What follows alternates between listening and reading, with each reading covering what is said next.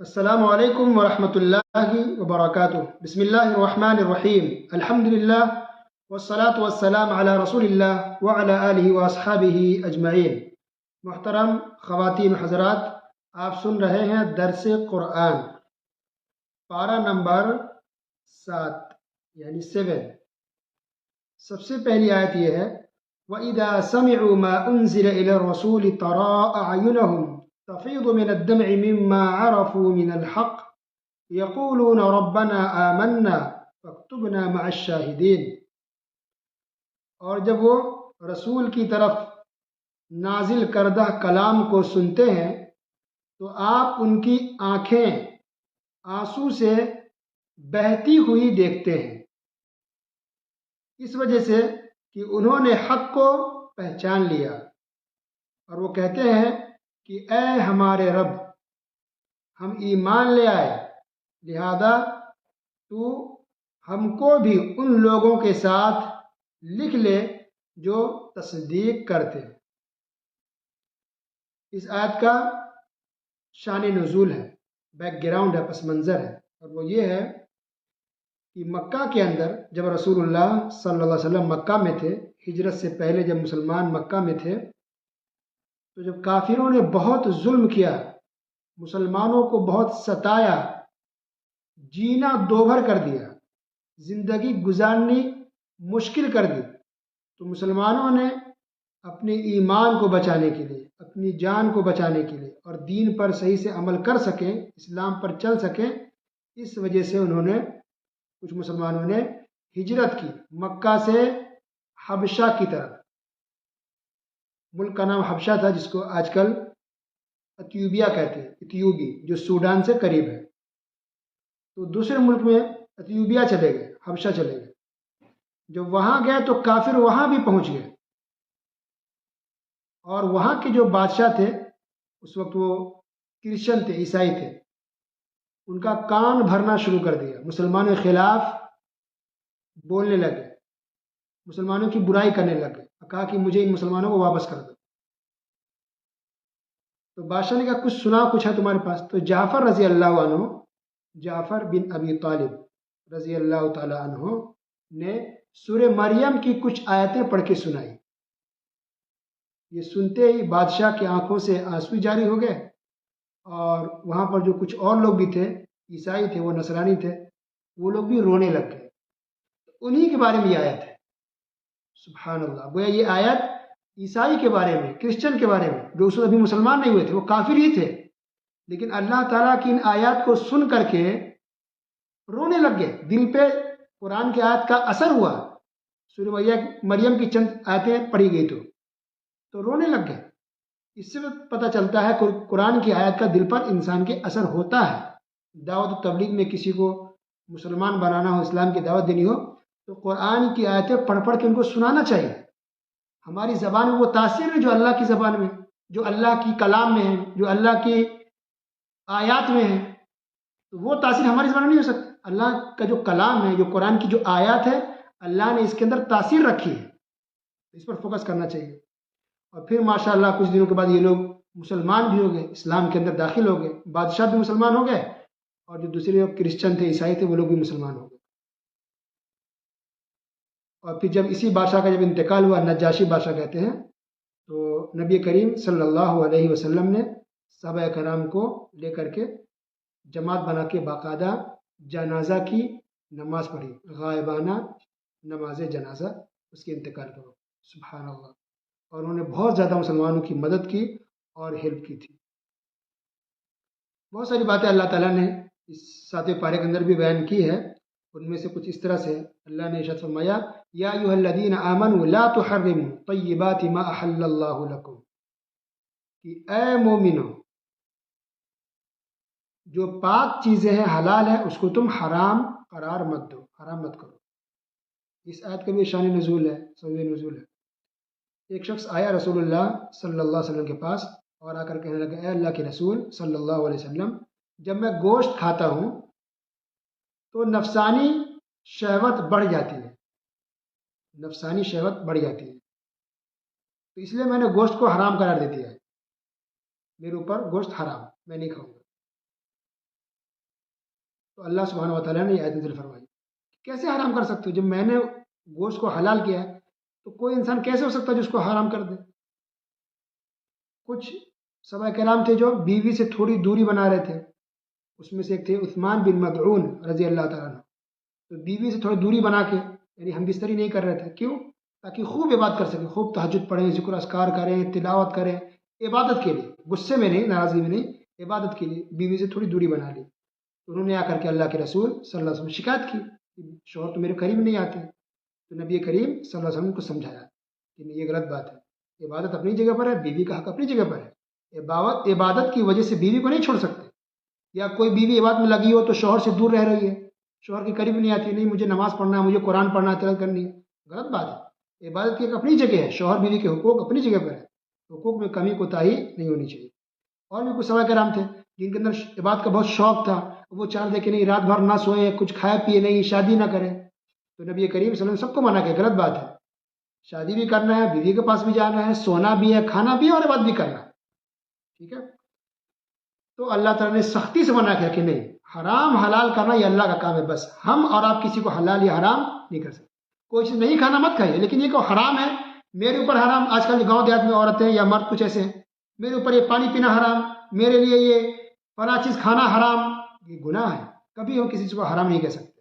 آپ کو نہیں کھانا کسی وجہ سے مت کھائیے، مگر حرام حلال کرنا یہ صرف اللہ کا کام ہے، بس انسانوں کا کام نہیں ہے.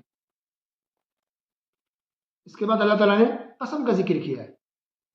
دیکھیے قسم 3 طرح کا ہوتا ہے. ایک قسم لغو، نمبر 2 غموس، نمبر 3 معقدہ. تو لغو یعنی انسان باتوں بات میں قسم کھا لے، بغیر نیت کے، بغیر ارادے کے، بس بات بات پہ قسم کھا رہا ہے، لیکن قسم سچی ہے، وہ جھوٹی نہیں ہے. تو بات میں انسان قسم کھا رہا ہے، قسم سچی ہے، تو پھر اس پر کوئی گناہ نہیں ہے، کوئی کفارہ نہیں. دوسری قسم ہے غموس. اس کا مطلب جھوٹی قسم انسان کھاتا ہے اپنی بات کو منانے کے لیے، جھوٹی قسم. یہ بہت بڑا گناہ ہے، بلکہ کبیرہ گناہ ہے. کبیرہ گناہ کبیرہ ہے جھوٹی قسم کھانا. لیکن اس پر کوئی کفارہ فدیہ نہیں ہے کوئی جھوٹی قسم کھائے تو، لیکن بہت بڑا گناہ ہے، کبیرہ گناہ ہے. تو اس کے لیے سچی توبہ ہے، انسان اللہ سے معافی مانگے، توبہ استغفار کرے، سچی توبہ کرنی پڑے گی. تیسری قسم ہے معقدہ، یعنی انسان اچھے سے قسم کھائے، نیت کے ساتھ، ارادے کے ساتھ، جان بوجھ کر کے اپنی بات میں پختگی پیدا کرنے کے لیے، اپنی بات کو ثابت کرنے کے لیے، یا کسی کو یقین دلانے کے لیے. جھوٹا ہے وہ، جھوٹا نہیں ہے، سچا ہے، جھوٹی قسم نہیں. انسان سچی قسم کھاتا ہے، سوچ سمجھ کے کھاتا ہے، تو اس کو کہتے ہیں معقدہ. معقدہ یہ جو انسان سچی قسم کھا رہا ہے اپنی بات کو ثابت کرنے کے لیے یا سامنے والے کو یقین دلانے کے لیے، تو اگر یہ قسم انسان توڑ دے تو اس قسم کے توڑنے پر انسان کو کفارہ دینا پڑے گا. ٹھیک ہے. کیا کفارہ ہے؟ تو اللہ تعالیٰ نے پہلے کہا کہ یا تو 10 مسکین کو کھانا کھلاؤ، یا 10 مسکین کو کپڑے پہناؤ، یا غلام آزاد کرو. ابھی غلامی کا دور تو ہے نہیں. یا پھر اس کی طاقت نہیں ہو تو 3 دن کے روزے رکھو. یا آخری ہے، اگر آپ 10 مسکین کو کھانا کھلانے کی طاقت ہے تو 10 مسکین کو کھانا کھلانا پڑے گا. اگر اس کی طاقت نہیں ہے، اگر آپ غریب ہیں، تو آخری مرحلہ یہ ہے کہ 3 دن کے روزے رکھیں. کب؟ جب آپ قسم کھائیں اور قسم کو توڑ دیں. اسی طرح ایک بات اللہ نے بہت اہم یہ بھی بیان کی ہے، یا ایھا الذین آمنوا انما الخمر والمیسر والانصاب والازلام رجس من عمل الشیطان فاجتنبوه لعلکم تفلحون. اے مومنو، بے شک شراب، جوا اور تھان اور فال نکالنا یہ سب غلیظ، پلید، خراب چیز ہے، گندی چیز ہے اور شیطانی کام ہے. فاجتنبوه لعلکم تفلحون، لہذا تم لوگ اس تمام چیزوں سے بچ کر کے رہو تاکہ تم کامیاب ہو جاؤ. تو شراب حرام ہے، کبھی بھی شراب کے قریب نہیں جانا چاہیے. کسی کا سوال آیا تھا کہ کیا گھر میں بند ہو کر کے شراب پی سکتے ہیں؟ کسی کو ہم تکلیف نہیں دیں گے، بس پیک کر لیں، لاک کر لیں، اور شوہر بیوی شراب پیے، ایسا کر سکتے ہیں؟ یہ سوال آیا تھا. استغفر اللہ، شراب حرام ہے جی.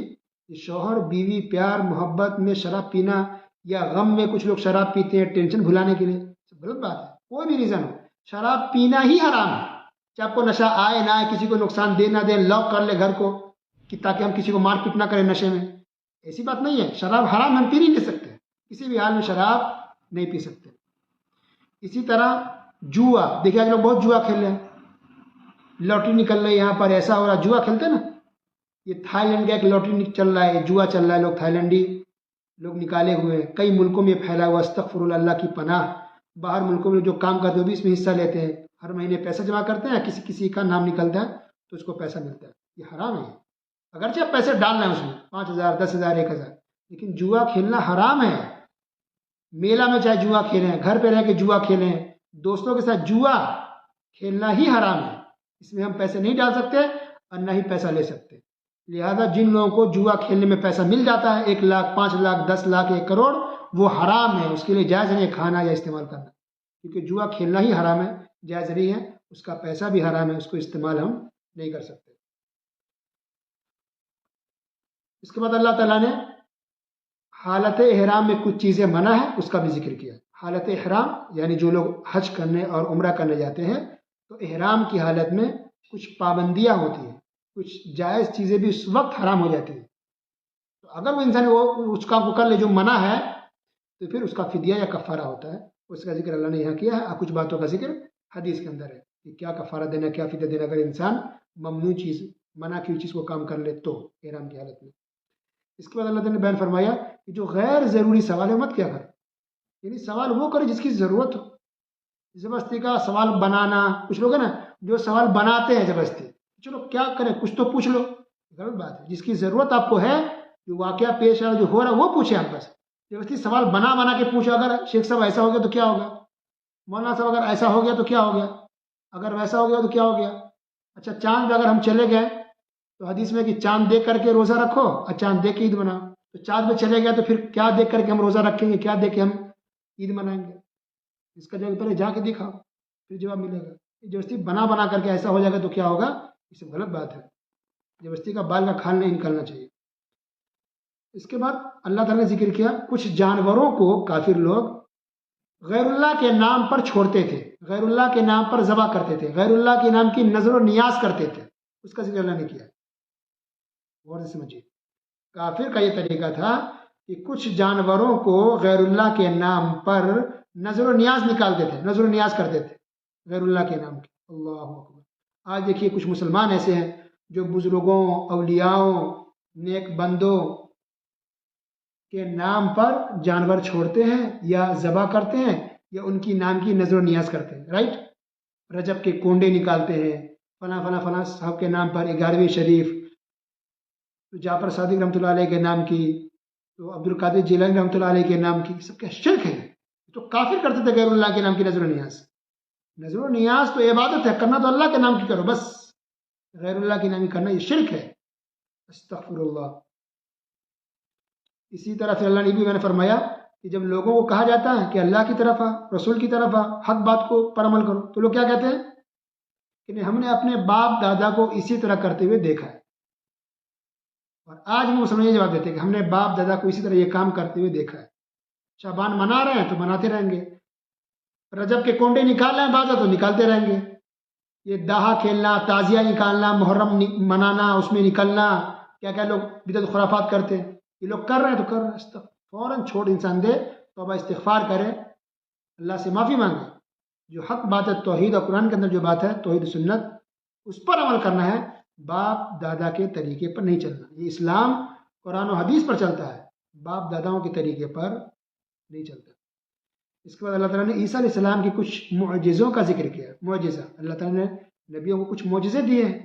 اچھا معجزہ کا کیا اصل مقصد ہوتا ہے؟ اصل مقصد یہ ہوتا ہے معجزہ دکھانے کا تاکہ لوگ مان لیں کہ اللہ کے سچے رسول ہیں، سچے رسول ہیں، ان کی باتوں کو مانیے. اس لیے اللہ تعالیٰ کچھ معجزہ دکھا دیتا ہے. لیکن یہ معجزہ بھی کسی نبی کے پاور میں انڈر میں نہیں ہوتا، اللہ جب چاہتا دکھا دیتا ہے، کسی نبی کے اختیار میں وہ نہیں ہوتا. یہ مائدہ جو سورہ ابھی مائدہ ابھی تک سورہ مائدہ ہی چل رہی ہے، یہ جو مائدہ نام رکھا گیا ہے، تو موسیٰ علیہ السلام، عیسیٰ علیہ السلام کی قوم نے، عیسیٰ علیہ السلام کی قوم نے کہا کہ اے عیسیٰ کہیے اپنے رب سے کہ آسمان سے اللہ تعالیٰ کھانا اتار دے تاکہ ہم مان لیں کہ آپ سچے رسول ہیں. دیکھیے شک کی نگاہ سے دیکھ رہے تھے گویا کہ اتار دیتا ہم مان جا کہ آپ اللہ کے سچے رسول ہیں. تو اللہ تعالیٰ نے کیا کہا کہ ٹھیک ہے ہم تو آسمان سے کھانا اتار دیں گے، کوئی مشکل میرے لیے نہیں ہے. لیکن اگر یہ لوگ پھر مسلمان نہیں ہوئے، اسلام کو اگر قبول نہیں کیا، فَإِنِّي أُعَذِّبُهُ عَذَابًا لَا أُعَذِّبُهُ أَحَدًا مِنَ الْعَالَمِينَ، تو میں ان لوگوں کو پھر ایسی عذاب دوں گا جیسی عذاب میں نے دنیا میں کبھی بھی کسی کو نہیں دیا تھا. اللہ. اس کے بعد دیکھیے سورہ مائدہ کی جو آخری 5 آیتیں ایسی ہیں جس کو ہر مسلمان کو پڑھ لینا چاہیے ترجمے کے ساتھ. اس میں توحید کی بات ہے. اللہ تعالیٰ قیامت کے دن عیسیٰ علیہ السلام سے کہے گا، کیا کہے گا؟ وَإِذْ قَالَ اللَّهُ يَا عِيسَى ابْنَ مَرْيَمَ أَأَنْتَ قُلْتَ لِلنَّاسِ اتَّخِذُونِي وَأُمِّيَ إِلَٰهَيْنِ مِن دُونِ اللَّهِ، کہ اے عیسیٰ کیا تو نے لوگوں سے کہا تھا کہ تم مجھے اب میری ماں کو معبود بنا لو، عبادت کرو؟ تو عیسیٰ علیہ السلام کہیں گے اے اللہ تو پاک ہے، ایسے میں کیسے کہہ سکتا ہوں؟ میں نے تو صرف وہی بات کہی ہے جو بات تو نے مجھے کہنے کا حکم دیا تھا. تو جانتا ہے جو میرے دل میں ہے، اور میں نہیں جانتا جو تیرے اندر ہے. تو عالم الغیب ہے. یعنی کہہ رہے کہ ہم کیسے بات کر سکتے، تجھے سب کچھ پتہ ہی ہے، تجھے معلوم ہی ہے. ہم کبھی نہیں کہہ سکتے کہ ہاں تم میری عبادت کرو، میرا امی کی عبادت کرو. پھر عیسیٰ علیہ السلام اور کہیں گے کہ میں نے اپنی قوم کو صرف یہی حکم دیا تھا کہ لوگوں صرف ایک اللہ کی عبادت کرو جو میرا بھی رب ہے اور تم سب کا بھی رب ہے. اور اے اللہ تو اس پر گواہ ہے، جب تک میں زندہ تھا میں تو اس پر گواہ تھا کہ میں نے کیا کام کیا ہے. لیکن جب تو نے مجھے اٹھا لیا، دنیا سے میں چلا گیا، تو اس پر نگراں ہے، دیکھنے والا ہے کہ کیا ہوا کیا نہیں ہوا، کیا میں نے کیا، تو نگراں ہے اس پر. تو ان آیات سے کیا پتہ چلا کہ جب نبی چلے جاتے دنیا سے تو ان کو دنیا میں خبر نہیں ہوتی کیا ہو رہا ہے. اس لیے دیکھیں عیسیٰ علیہ السلام کا عقیدہ دیکھیے کہ جب میں دنیا سے چلا گیا تو نگراں دنیا کا، تو دیکھنے والا عالم الغیب ہے، پتہ ہے کس نے کیا کیا کیا نہیں کیا، میں تو نہیں جانتا، اس میں میرا کیا قصور ہے، میں نے تو بس حق بات کہہ دی تھی بس. اس کے اندر عقیدے کی بھی بات ہے، توحید کی بات ہے، اور یہ بھی پتہ چلا کہ کوئی انسان کوئی لوگ اگر کسی کی بات کرنا شروع کر دیتے ہیں، کسی بزرگ کی، کسی ولی کی، کسی پیغمبر کی، تو ان کا قصور نہیں ہے. جیسے آج درگاہ مزار والے کسی بزرگ ولی کی اگر عبادت کرتے ہیں، ان کو سجدہ، ان کا قصور نہیں، کیونکہ انہوں نے تو یہ بات کہی نہیں. اب جو لوگ غیر اللہ کی بات کرتے ہیں، غیر اللہ کو، ان کا قصور ہے. جو غیر اللہ کی بات کریں گے، غیر اللہ کو پکاریں گے، غیر اللہ سے دعائیں کریں گے، غیر اللہ کے بارے میں عقیدہ رکھیں گے یہ نفع نقصان کے مالک ہے، تو ایسے لوگ جہنم میں داخل ہوں گے. لیکن ان بزرگوں کا، ان ولیوں کا، اللہ کے نیک بندوں کا یا رسول و پیغمبروں کا کوئی قصور نہیں ہے، ان کو کوئی گناہ نہیں ہے. تو اس طرح سے سورہ مائدہ ختم ہو جاتی ہے. اب اس کے بعد ہے سورہ انعام. انعام چوپائے، جانوروں کو انعام کہتے ہیں، یعنی اونٹ ہے، گائے ہے، بیل ہے، اٹھنی ہے، بکرا، بکری، جو 4 پیر والے بڑے جانور سب ہیں، ان جانوروں کو کہتے ہیں انعام. تو چونکہ ان جانوروں کا اس کے اندر ذکر ہے، اس لیے سورت کا نام سورہ انعام رکھا گیا ہے. بہت ہی اہم صورت ہے. یہ صورت مکی ہے. دیکھیے اب تک مدنی صورت چل رہی تھی، اب مکی صورت یہاں سے شروع ہو رہی ہے. تو یہ مکی صورت ہے. اب مکی صورت آ جائے اس کا مطلب اس کے اندر سب سے زیادہ بات کس بات کی ہوگی؟ ذکر توحید کا ذکر ہوگا، توحید کا بیان ہوگا. اللہ تعالیٰ نے اس صورت کے اندر توحید کو کھول کے بیان کیا، توحید کے مسائل کو بیان کیا. توحید کیا ہے، صحیح عقیدہ کیا ہے، شرک کیا ہے، کفر کیا ہے، شرک کس کو کہتے ہیں. اگر کوئی انسان توحید کو سمجھنا چاہے واقعی تو اس صورت کو ترجمے کے ساتھ، تفسیر کے ساتھ غور سے سنے، پڑھے، سمجھے، انشاءاللہ اس کا عقیدہ صحیح ہو جائے گا. اور یہ لوگ گمراہ کرتے ہیں اس کی چال سمجھ میں آ جائے گی. تو اس صورت کے شروع میں سب سے پہلے اللہ تعالیٰ نے اپنی تعریف کی، حمد و ثنا بیان کی ہے، اور اس کے بعد پھر اللہ نے بہت سی قوموں کا ذکر کیا کہ بہت سی قوموں کو اللہ نے ہلاک و برباد کر دیا. پہلے اللہ نے ان قوموں کو دولت دی، شہرت دی، طاقت دی، انعام دیا، بہت سارے نعمتیں عطا فرمائی. نعمت ملنے کے بعد کیا کیا ان قوموں نے، ان لوگوں نے تکبر کیا، گھمنڈ کیا، اللہ تعالیٰ کی نافرمانی کی. تو نافرمانی کرنے کی وجہ سے اللہ نے فَأَهْلَكْنَاهُمْ بِذُنُوبِهِمْ، اللہ نے کہا ہم نے ان کو ان کے گناہوں کی وجہ سے ہلاک و برباد کر دیا. اس لیے کہتے ہیں نا کہ دنیا کی چمک دمک میں ہمیں کبھی کھونا نہیں چاہیے. یاد رکھیں، ہمیشہ آخرت کو سامنے رکھیں، ہمیشہ اللہ کو یاد کریں. جو توحید سنت ہے، جو ایمان ہے، جو غیرت ہے، جو صحیح عمل ہے، اس پر چلیں. یہ لوگوں کو دیکھ کے یہ ہیرو ہے، ہیروئن ہے، ڈرامہ ہے، فلم ہے، یہ اسٹار ہے، یہ سب شیطان ہے. یہ لوگوں شیطان ہے، یہ شیطان ہے، لوگوں کو گمراہ کرنے والے لوگ ہیں. ان کی شہرت دیکھ کے، ان کا نام دیکھ کے، ان کے پیسے دیکھ کر کے کبھی بھی دل میں افسوس نہ کریں. افسوس کہ کاش کہ آپ ایسے ہوتے ہیں، استغفر سے کبھی نہ سوچیں. بلکہ اللہ کا شکر کر کے الحمدللہ اللہ نے آپ کو بچایا ہے، اللہ نے آپ کے اندر غیرت رکھی، شرم و حیا رکھی، آپ پردے پر ہیں، آپ پردے کے اندر ہیں، آپ اسلام پر چلنے والے ہیں، توحید سنت کی نعمت اللہ نے آپ کو عطا کی ہے، اور ان شیطانوں سے آپ دور رہیں، بچ کر کے رہیں۔ یہ دنیا کا دھوکہ ہے سراسر، استغفر اللہ، اللہ کو برباد کر دیتا ہے، دنیا میں اللہ کو برباد کرے گا۔ اگر دنیا میں کوئی بچ بھی گیا ہے تو قبر کے اندر عذاب ہے، مرنے کے بعد جہنم کے اندر عذاب ہے۔ اس کے بعد اللہ تعالیٰ نے کافروں کا جواب دیا۔ کافر یہ کہتے تھے کہ اللہ نبی تو نے بھیجا ٹھیک ہے، پر فرشتے کیوں نے نبی بنا گئے؟ انسانوں میں سے کیسے آپ نے نبی بنا دیا؟ لا حول ولا قوت الا باللہ۔ یعنی اس کا اعتراض تھا کہ رسول تو ہماری طرح انسان ہے، پیغمبر، وہ بھی کھاتے پیتے، ہم بھی کھاتے پیتے، وہ بھی سوتے ہیں، وہ بھی بیمار پڑتے ہیں، ہم بھی بیمار پڑتے ہیں، تو کیا فرق ہے؟ اگر نبی بنانا تھا تو فرشتوں کو بنانا چاہیے تھا۔ یہ کافروں کا اعتراض تھا۔ آج یہی اعتراض یہ صوفی لوگ کرتے ہیں، یہ بدعتی خرافاتی کرتے ہیں، کہتے کہ نہیں، نبی صلی اللہ علیہ وسلم کو بشر نہ کہو، استغفر اللہ، گستاخی ہو جائے گی، نور کہو، نور نور، بشر نہ کہو۔ لا حول ولا قوت الا باللہ۔ اللہ تعالیٰ نے تمام نبیوں کو بشر ہی بنایا، اب بشر میں سے ہی نبی بنایا۔ اللہ نے کسی ایک نبی بھی، کوئی ایک نبی بھی اللہ نے فرشتوں میں سے نہیں بنایا۔ جتنے بھی نبی رسول پیغمبر آئے سب کے سب بشر تھے، انسان تھے، انسان تھے، بشر تھے۔ یہ اعتراض کبھی اللہ کی مرضی ہے، یہ ہم آپ کون ہوتے اعتراض کرنے والے؟ تو اس سے پتہ چلا، میں یہ بات اس لیے لاتا ہوں بیچ بیچ میں تاکہ ہماری آنکھیں کھلے، تاکہ شرک وجہ سے بچیں۔ جو بدعتی خرافات اس طرح کی باتیں بولتے ہیں، وہ بات بولتے ہیں جو کافی لوگ پہلے بول چکے ہیں، وہی باتیں لاتے ہیں کہ بشر نہ کہو، ہمارے آخری نبی کو نور کہو۔ نبی صلی اللہ علیہ وسلم بھی بشر تھے، انسان تھے۔ اللہ ہم سب کو ہدایت دے۔ اس کے بعد اللہ تعالیٰ نے دیکھیے عقیدے کی بات بیان کی، وَإِن يَمْسَسْكَ اللَّهُ بِضُرٍّ فَلَا كَاشِفَ إِلَّا هُوَ۔ نبی کو خطاب کر کے، اے نبی، اگر آپ کو کوئی تکلیف پہنچے، اگر اللہ آپ کو کوئی نقصان میں ڈالے، کوئی تکلیف میں ڈالے، کوئی آزمائش میں ڈالے، تو اللہ کے سوا کوئی بھی اس کو دور نہیں کر سکتا۔ چیلنج ہے، دیکھیے، فَلَا كَاشِفَ إِلَّا هُوَ، اللہ کے علاوہ کوئی دور کر ہی نہیں سکتا۔ تو اب نبی کریم صلی اللہ علیہ وسلم کو تکلیف پہنچے تو خود نبی بھی اس کو دور نہیں کر سکتے، کوئی اور بھی اس کو دور نہیں کر سکتا۔ کون کر سکتا ہے؟ صرف اللہ۔ اب بتائیے کہ کون سے بزرگ بعد میں آنے والے ایسے پاورفل ہو گئے، سپر پاور بن گئے کہ وہ لوگوں کی پریشانی کو دور کرنے لگ گئے، یا کر سکتے ہیں؟ کوئی ایسا عقیدہ کیسے رکھ لیا کہ فلاں بزرگوں کی پریشانی کو دور کرتا ہے، تو رزق دیتا ہے، مصیبتوں کو ٹال دیتا ہے، سمندر میں ہاتھ ڈال کے کشتی کو نکال لیتا ہے، اڑ کر کے یہاں سے وہاں چلا جاتا ہے۔ سب جھوٹ ہے، سب جھوٹے واقعات ہیں، ایسا ہو ہی نہیں سکتا، امپاسبل بات ہے یہ سب، یہ جھوٹی کہانیاں ہیں کہ کشتی میں ایک انگلی سے کشتی کو اٹھا لیا، فلاں بابا نے ایک کٹورے میں، ایک پیالے میں پورے سمندر کے پانی کو رکھ لیا، فلاں بابا آسمان پر گئے، اڑنے لگے آسمان پر اور فرشتوں کو چپلوں سے مارنے لگے۔ سب جھوٹ ہے جی، بکواس ہے۔ قرآن کی آیت کو کھول کے ترجمہ سے پڑھیے، وَإِن يَمْسَسْكَ اللَّهُ بِضُرٍّ فَلَا كَاشِفَ لَهُ إِلَّا هُوَ۔ نبی کہہ رہے ہیں، اللہ تعالیٰ کہہ رہا ہے نبی کے بارے میں کہ اے نبی، اگر اللہ آپ کو تکلیف میں، مصیبت میں ڈالے تو اللہ کے سوا کوئی دور نہیں کر سکتا، خود آپ بھی دور نہیں کر سکتے۔ شفا بھی کون دے گا اور پریشانی کو کون دور کرے گا؟ صرف اللہ۔ اسی کا نام ہے توحید۔ اور اگر اللہ آپ کو کوئی بھلائی دے تو پھر اللہ ہی دے سکتا ہے، اس کو کوئی روکنے والا بھی نہیں ہے۔ اس لیے دعا بھی دیکھیے، ہر نماز کا دعا پڑھتے ہیں، اللہم لا مانع لما اعطیت، کہ اے اللہ جس کو تو عطا کرے کو اس کو روکنے والا نہیں۔ سبحان اللہ، ہر فرض نماز کے ہم دعا پڑھتے ہیں نا، اللہم لا مانع لما اعطیت ولا معطی لما منعت، اور جس کو اللہ نہ دے دنیا کی کوئی طاقت ملک اس کو نہیں دے سکتی۔ اس لیے دیکھتے ہیں کچھ لوگ ہمارے رشتہ داروں میں رہتے ہیں جو بیچارے غریب رہتے ہیں، اتنی آپ اس کو ہیلپ کر دیں، کتنا سپورٹ کر دیں، بیچارے غربت جاتی نہیں۔ ہم آپ ہیلپ کر سکتے، اس کی غربتی کو دور نہیں کر سکتے جب تک کہ اللہ نہ چاہے۔ سبحان اللہ۔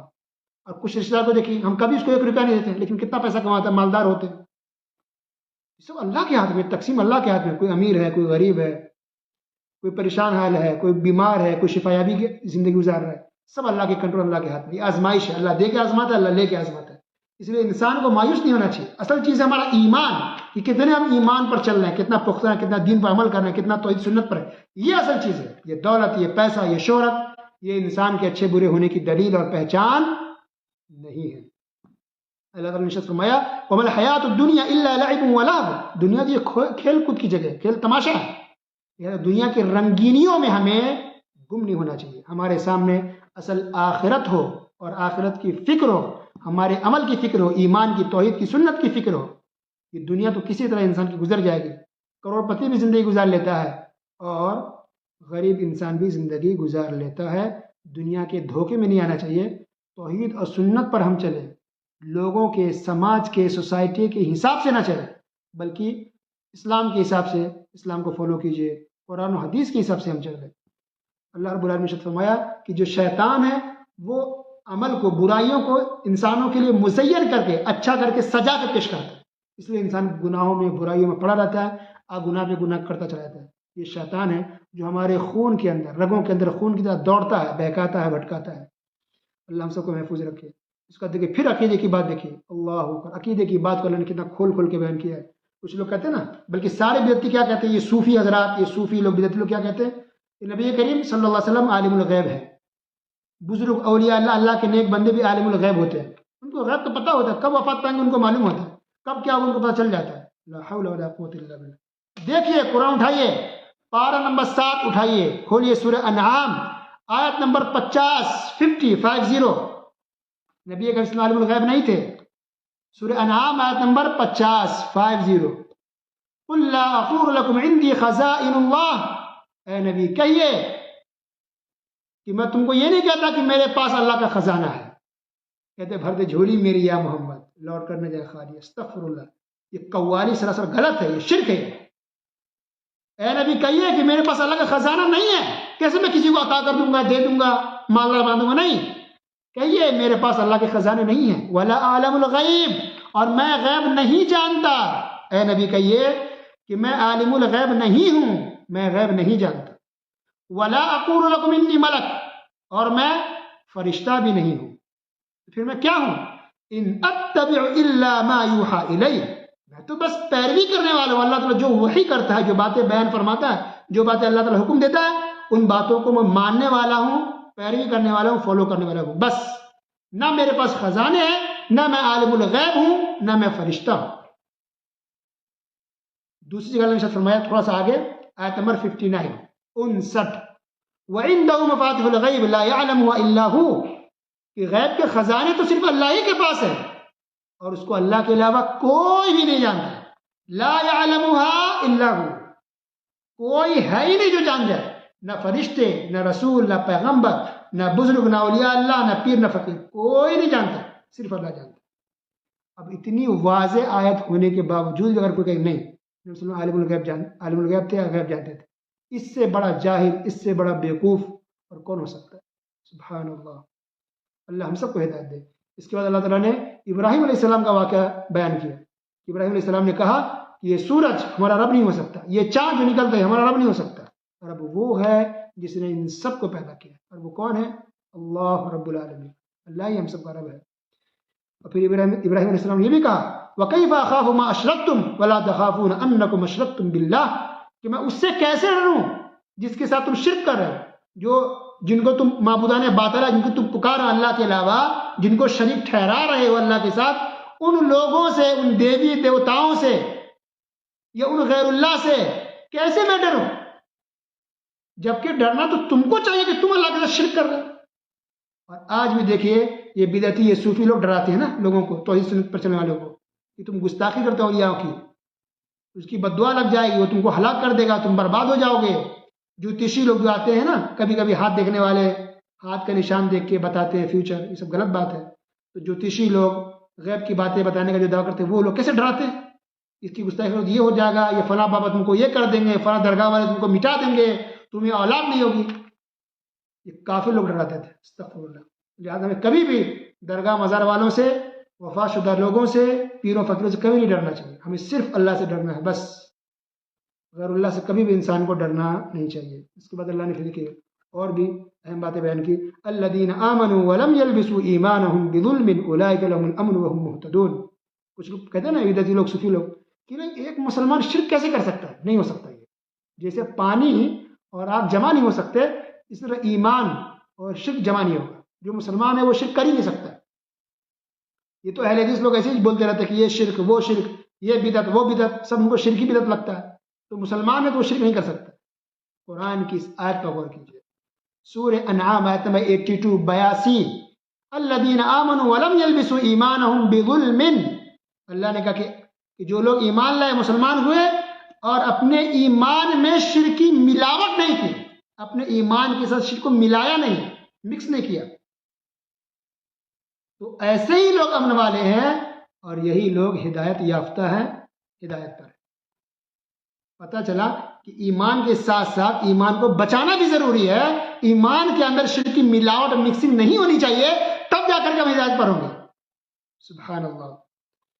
پھر اس کے بعد اللہ نے کچھ نبیوں کا، کچھ پیغمبروں کا نام لے کر کے ذکر کیا، اور پھر اللہ نے یہ بھی ذکر کیا وما قدر اللہ حق قدری، کہ کچھ لوگ ایسے ہیں جنہوں نے اللہ کی قدر نہیں کی۔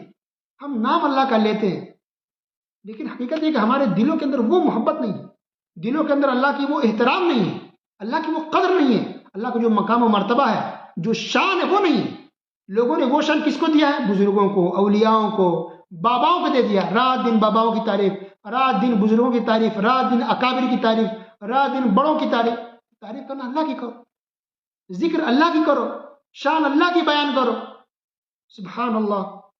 اس لیے آج لوگ شرک میں اور کفر میں ڈوبتے جا رہا ہے، بدعت خرافات میں ڈوبتے جا رہا ہے، کیونکہ لوگوں کے دلوں میں غیر اللہ کی شان کو زیادہ ڈال دیا گیا ہے اور اللہ کی شان دن دن کم ہوتی جا رہی ہے۔ اللہ کی پناہ۔